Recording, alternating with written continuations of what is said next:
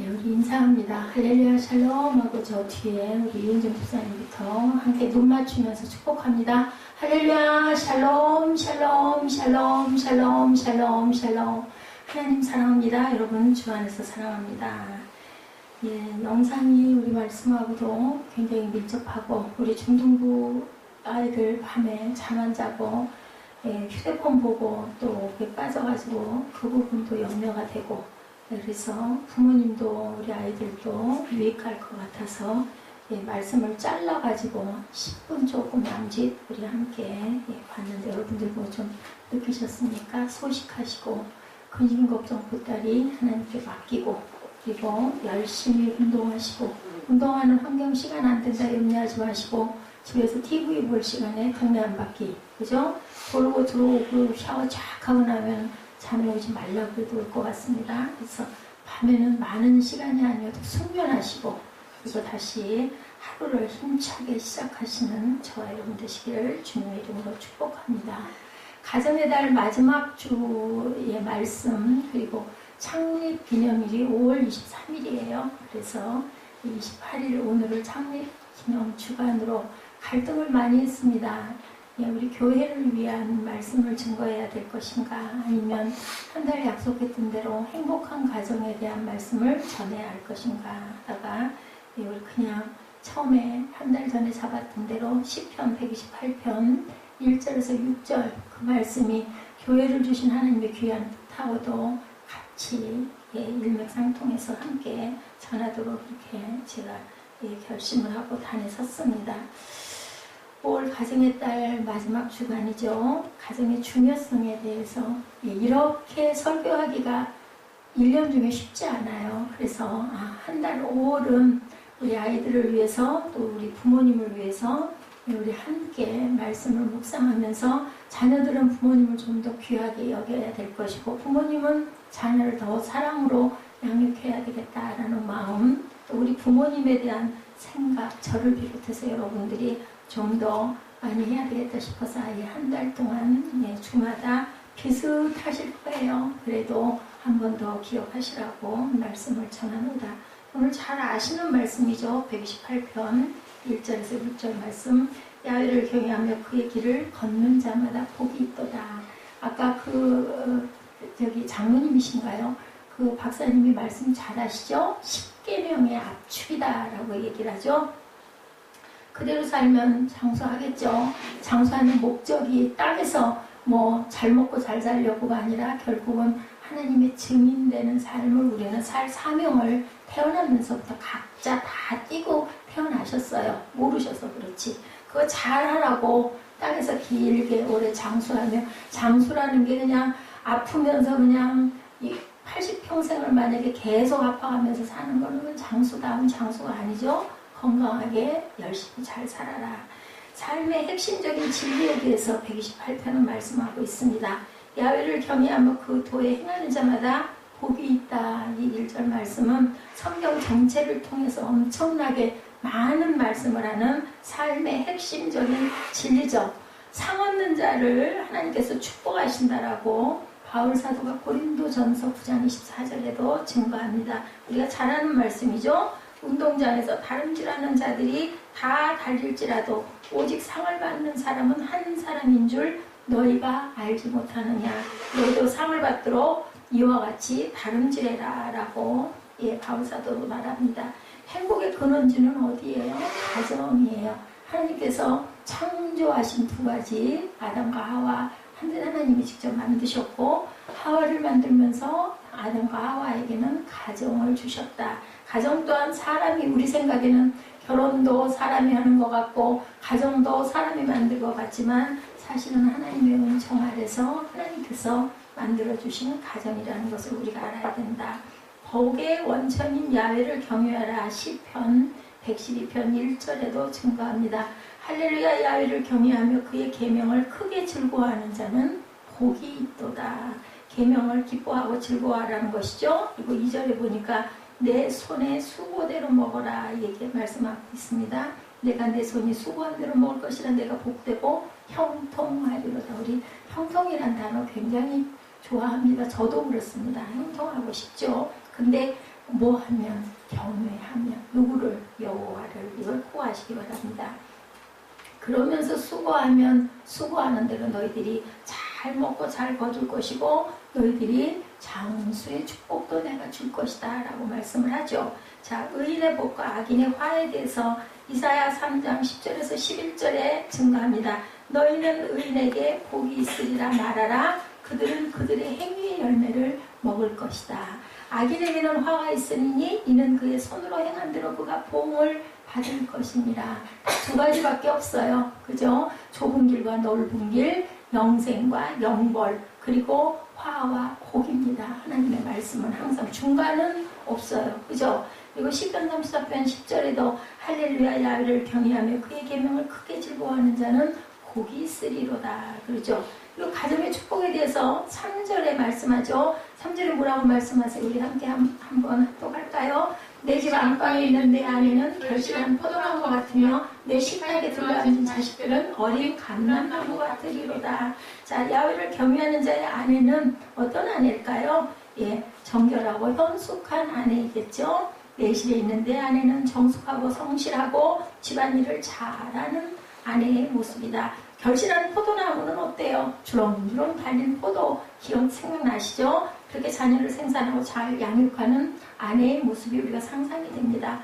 중동 지방, 그죠? 이스라엘 팔레스타인 지역은 포도나무는 그들에게는 없어서는 안 될 아주 그 우리의 음료를 대신하는 그런 포도였었죠. 우리 그 세빈 예배에서도 말씀드렸지만 노아의 기운을 전했죠. 노아가 홍수 이후에 이제 나와가지고 농사를 지어가지고 포도가 결실을 했는데 너무 좋고 기쁘니까 그걸 너무 다 걷어가지고 그 포도주를 만들어가지고 그걸 너무 많이 먹는 바람에 그만 노아가 잠이 들었는데 그냥 더워서 그랬는지 아랫도리를 홀라당 벗고 자는 거를 누가 함이 흉을 보는 바람에 저주를 받고 셈과 야벳은 뒷걸음질 쳐서 이불을 갖다 덮어드려서 영적인 축복을 받았다. 오늘 말씀이 그 말씀입니다. 부모의 허물을 우리가 허물을 나무라지 말고 허물도 감싸드리고 옆에서 보필해주고 드리고 도와줄 때 하나님이 축복을 해주신다. 그 부모는 축복을 안 해주실지 모르지만 능력도 없고 힘도 없고 또 연로하셔서 그냥 돌아가실 수도 있지만 하나님께서는 보시죠. 포도나무는 연하고 약해서 다른 것에 의지해야만 삽니다. 그렇죠? 쉬는 일을 아내의 밑에서 얘기를 하고 있다는 거예요. 여러분들 저는 포도고장에서 있었기 때문에 잘 압니다. 포도나무 여러분들 아시죠? 덩굴이 이렇게 가물하고 이렇게 대를 이렇게 세워놓죠? 거기를 감고 올라갑니다. 야훼를 경외하는 자의 아내가 모든 사람에게 이렇게 귀하게 여김을 받고 남편에게 복종하고 살아가는 현숙한 아내라는 것을 나타내는 것이 바로 포도나무와 덩굴과 같은 그런 관계다. 우리는 하나님을 약속을 굳게 믿고 자기의 모든 생활 영역 속에서 주를 경외하며 살아야 될 이유가 바로 여기 있다. 물가에 심긴 포도나무 같은 어미다. 에스겔 19장 10절에서 증거합니다. 내 피의 어머니는 물가에 심겨진 포도나무 같아서 물이 많음으로 열매가 많고 가지가 무성하며 이렇게 증거합니다. 복종하는 아내에 대해서 디도서 2장 5절에도 신중하며 순전하며 집안일을 하며 선하며 자기 남편에게 복종하게 하라. 이는 하나님의 말씀이 비방을 받지 않게 하렵니다. 왜냐하면 하나님이 이렇게 말씀했는데 그 아내가 그렇게 안 하면 하나님 말씀 틀렸어 하지 않겠냐는 거죠. 그리고 야훼를 경외하는 자의 자녀는 어떨 것인가? 3절 그 후반부에 있죠. 예, 어린 감람나무에다 비유를 합니다. 이는 장성한 감람나무로부터 나온 활기찬 세 가지로 힘차게 새롭게 뻗어가는 그러한 그 나무를 상징하죠. 야훼를 경외하는 자의 아들은 하나님의 축복 가운데 이렇게 무럭무럭 성장해 간다라고 말씀을 하죠. 인간의 삶은 인간이 어떻게 할 수가 없어요. 아까 그 건강에 대해서 말씀하셨지만 그걸 100% 잘할 수 있는 사람은 없을 겁니다. 우린 맨 눈만 뜨면 스트레스 아닙니까? 그죠? 스트레스 받고 싶은 사람은 아무도 없어요. 그래서 최선을 다해서 우리 마음을 평강 가운데 좋은 글, 좋은 그 화면도 잘 보고 뭐 좋은 생각 많이 하고 하나님 말씀도 묵상을 하고 수고하고 짐진 자들아 내게로 오라 하셨으니 내가 내려가야지 하고 기도도 하고 새벽부터 시작을 해서 하지만 스트레스가 쌓이기도 하죠. 그런 모든 것들을 우리 힘으로 다 막을 수는 없어요. 결국은 그 열쇠는 하나님께서 갖고 계신다라는 거죠.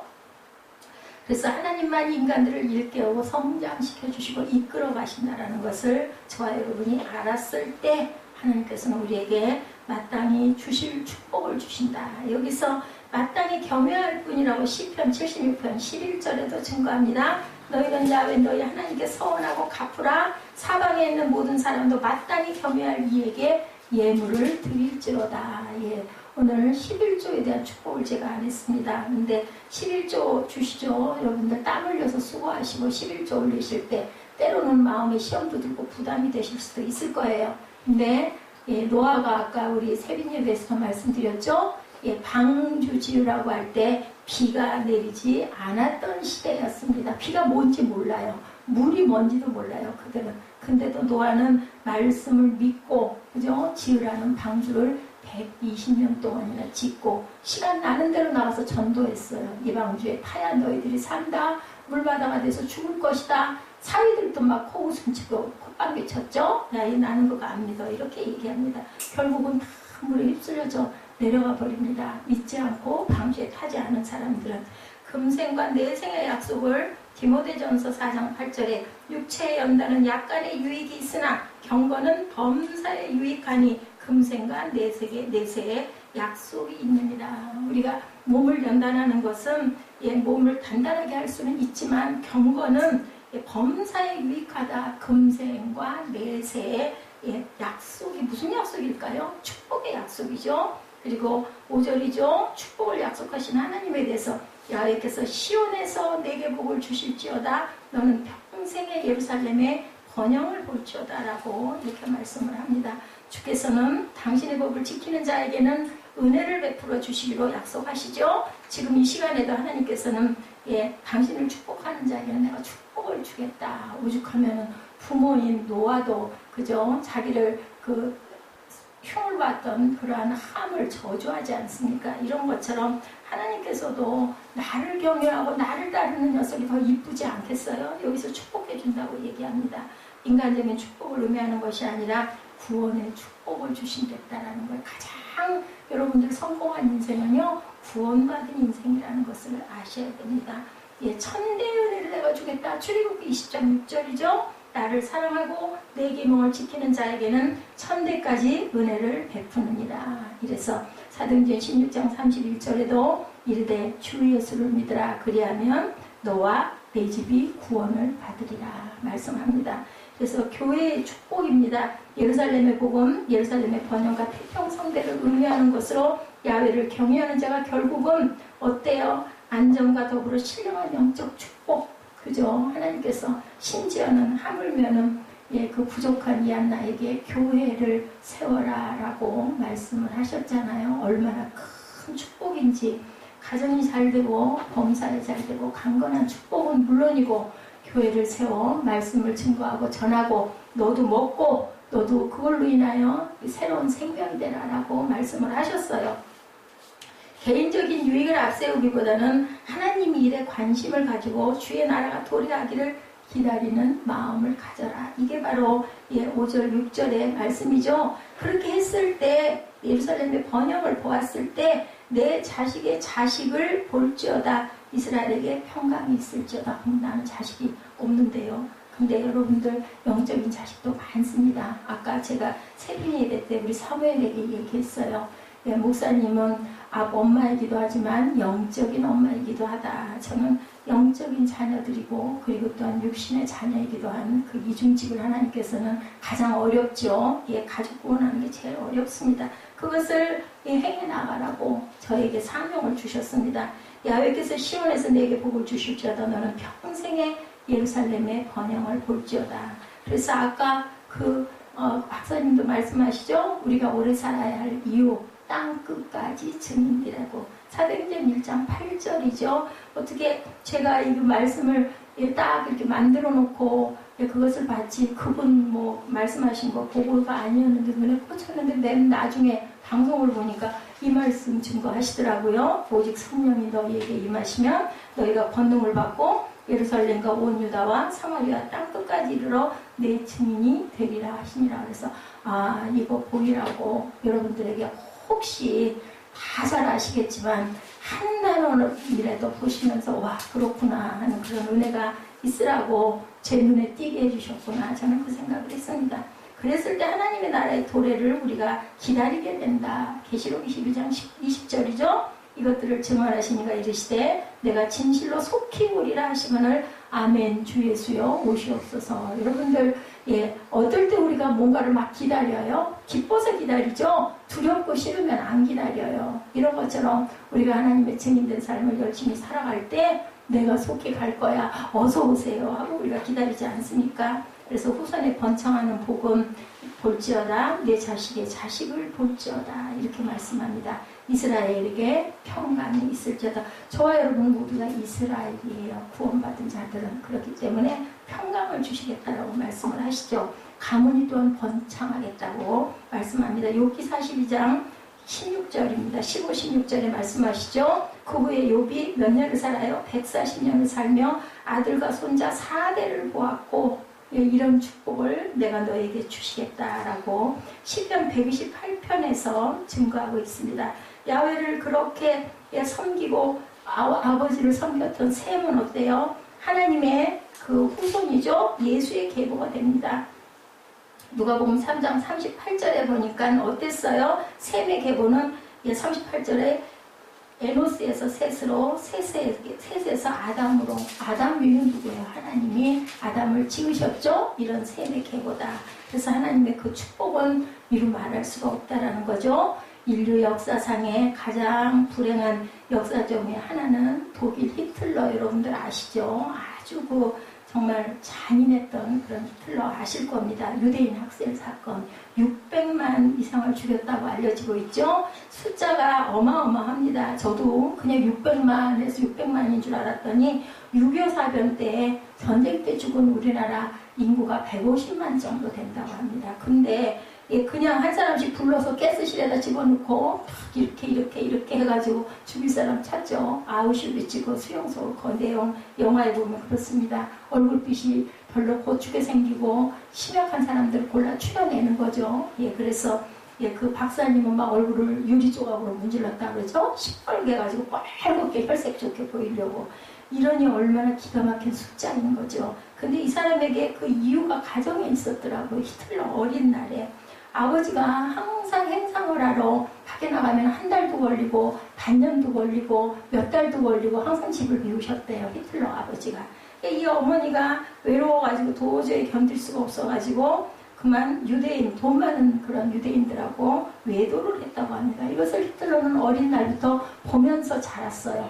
엄마에게 그러지 말라고 여러 번 울면서 호소도 했지만 엄마는 그걸 끊지를 못했다고 합니다. 그래서 히틀러가 어린 날부터 마음에 아주 분노를 품었던 사람들이 유대인들이었다고 그래요. 엄청나게 미워했다고 합니다. 그리고 다짐했다고 합니다. 내가 언젠가는 유대인들을 죽여버리고 말겠어. 이런 마음에 한을 품었다고 그러죠.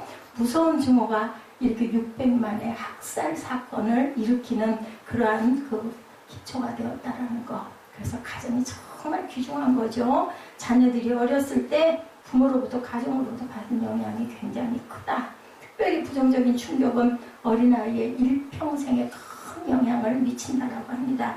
현대인들에게 가끔 이런 얘기들을 해요. 부모는 교과서가 아니고 참고서다. 그죠? 그런 얘기가 있는데 정말 그럴까? 그렇지 않겠죠? 부모가 교과서밖에 안 되나? 부모님은 교과서일 수밖에 없다죠. 원하거나 원치 않거나 우리는 뭘 타고났어요? 유전인자도 타고났고 후천적으로 자라면서 눈으로 보고 느끼는 그런 시절을 통해서 부모를 닮게 되어 있습니다. 그래서 대개 아들은 남자의 모델로 아버지를, 그리고 딸들은 여자의 모델로 어머니를 삼고 결국은 배우고 영향을 받습니다. 어떻게 가정을 이루고 가는 것은 한 가정에서 어떠한 모습을 자녀에게 보여주는가가 굉장히 중요하다. 자, 윌리엄 F. 어버번이라는 그 분은 최근의 사회 경향이라는 책에서 이런 얘기를 합니다. 가정에서는 생산적, 교육적, 종교적, 오락적 기능이 있다. 그런데 오늘날 사회는 가정 속에서 이 네 가지 기능을 모두 상실했다라고 얘기를 합니다. 가정 속에서 네 가지 기능이 어울려 한 사람의 인격을 형성하고 나아가 사회가 건전하게 형성되어지는데 그 기능이 다 상실되어서 너무너무 안타깝다 이렇게 얘기합니다. 생산적 기능은 농경사회에는 농사가 중심이었어요. 그렇기 때문에 온 가족이 힘을 합했죠. 그래서 농사를 짓고 한 상에 둘러서 저녁이면 그죠? 우리 손발 씻고 같이 모여 앉아서 된장에다 고추 찍어 먹으면서 그죠? 그 보리밥도 아주 너무너무 맛있게 먹었던 그 시절이 있었습니다. 근데 그게 이제 없어져 버렸어요.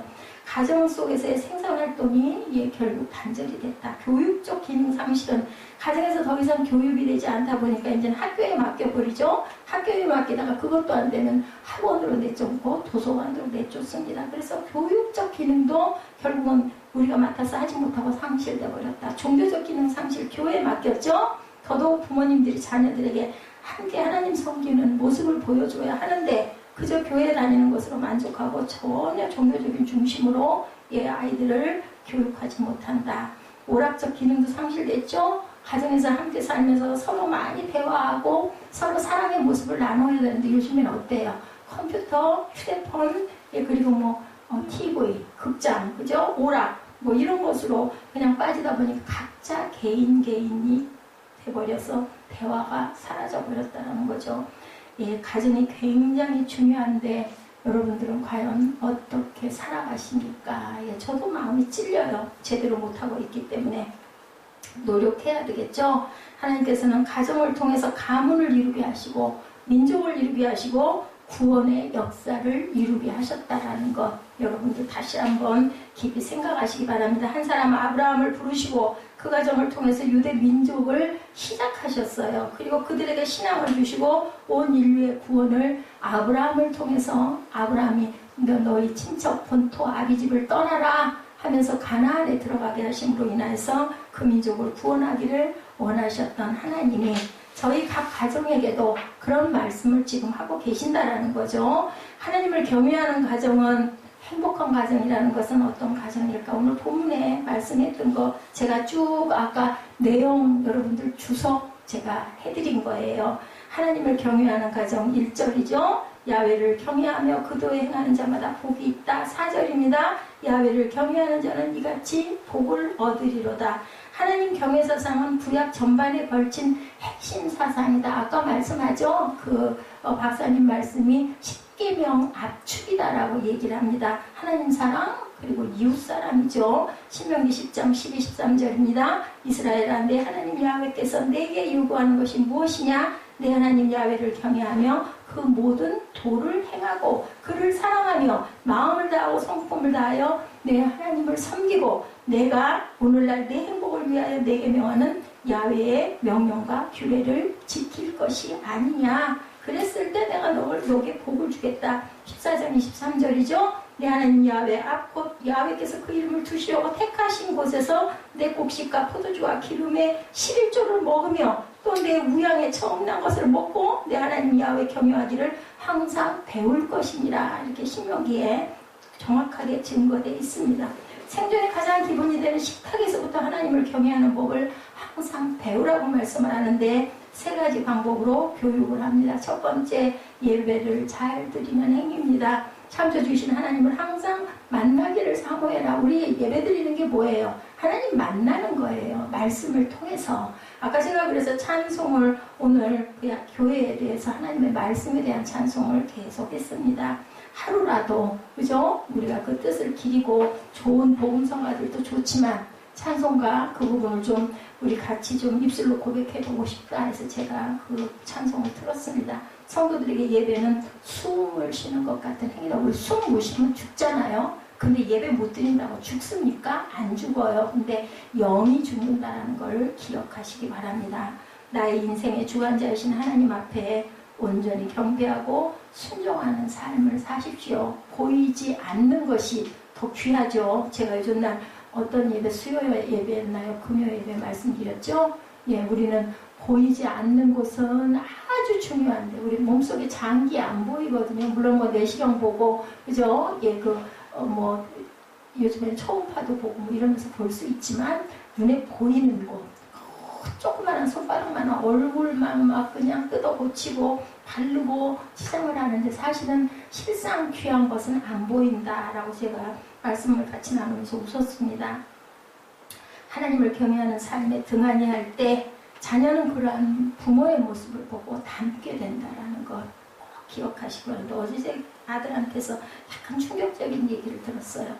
주번과 모를 정리하고 있는데 그 얘기를 하는 거예요. 아유, 목사님, 그전에 비하면요. 그전에는, 식단, 그 숙제가 식단이 있어서 그거, 그 좀 정리 좀 해달라고 그래가지고, 그걸 좀 이 표 안에다 집어넣는 거라면서, 아침에는 우리 성찬이기 때문에 아침 금식이잖아. 그냥 물 한 잔 이렇게 써했더니 그때 그 얘기를 하는 거예요. 목사님, 그전에는 맨날 금식하셨는데, 종일 금식이라고 써야 되는 거 아니에요? 그래서 내가 속으로 웃었습니다. 그리고 좀 미안한 마음도 들었어요. 제가 아침 금식을 끊은 지가 몇 년이 됐죠. 그래서 이제는 아침에 안 먹으면 막 배가 고파져요. 그 습관이 돼가지고. 맞습니다. 이렇게 우리가 보여지기 위해서가 아니라 나도 모르게 행해왔던 걸 어린 날 말하지 않아도 아이는 보고 있었다라는 거죠. 그래도 목사님이 지금은 엄청 잘 드시네. 아마 이렇게 생각할지도 모르겠어요. 시편 122편 1절에 사람이 내게 말하기를 야훼 집에 올라가자 할 때 내가 기뻐하였도다. 야훼 집이 어디예요? 성전이에요. 여러분들 기쁜 마음으로 성전에 올라오시기 바랍니다. 마지못해서 책임감 때문에 주일이니까 도장 찍고 와야지 이러지 마시고 기쁜 마음으로 발걸음 가볍게 뛰어 올라오시기 바랍니다. 그러한 부모의 모습을 보고 자란 자녀는 반드시 부모님과 같이 하나님을 경배하는 삶을 살 것이다. 유년주일학교 다녔던 아이들이 범죄율이 가장 낮다고 합니다. 그리고 중간에 예수를 안 믿어도 나중에 다시 교회에 나올 확률이 굉장히 크다고 그러죠. 통계적으로. 둘째, 말씀을 가장 가까이 하는 행위. 세상에는 유혹이 많기 때문에 하나님의 품을 떠나는 자식이 세상을 살아갈 수가 없지요. 뭐 살면 살겠죠. 근데 정말로 위태로운 삶을 살게 된다. 항상 중심에 하나님의 말씀을 가까이 하게 해줄 때 자녀는 그 말씀을 묵상하고 먹고 자랍니다. 부부도 마찬가지죠. 부부 가운데 예수님이 계실 때 그래서 그런 가정들이 깨어지는 확률이 아주 낮다고 하죠. 주의 말씀은 내 발의 등이요 내 길의 빛이라는 것을 꼭 깨달아 아시기 바랍니다. 교회 중심 생활은 인생의 의미를 항상 간직하게 하고 사명을 감당하게 한다. 뿐만 아니라 세상으로부터 기본적인 악의 유혹을 떨쳐버릴 수가 있다. 예배와 말씀 중심과 교회 중심의 삶의 모습이 여러분들과 제 안에 항상 충만하게 넘치기를 주의 이름으로 축복합니다. 하나님께서 오늘 저와 여러분에게 시편 128편을 통해서 가정이 굉장히 중요하고 하나님 사랑이 중요하고 하나님 사랑을 온전히 해서 가려면 그 경외하는 삶은 말씀 중심으로 살아가며 그 말씀 중심은 예배 중심이며 예배 중심이 바로 우리가 하나님께서 경외했을 때 주시는 그 축복을 받을 수 있는 통로라는 것을 말씀을 드렸습니다. 오늘은 귀한 우리 그 가정의 달 마지막 주일이기도 하지만 창립 기념 주일이기도 합니다. 하나님께서 가정 세워주시고 자녀를 주시고 축복해 주시고 또 교회를 세워주신 그 은혜를 여러분들 감사하시는 시간 되시기 바랍니다.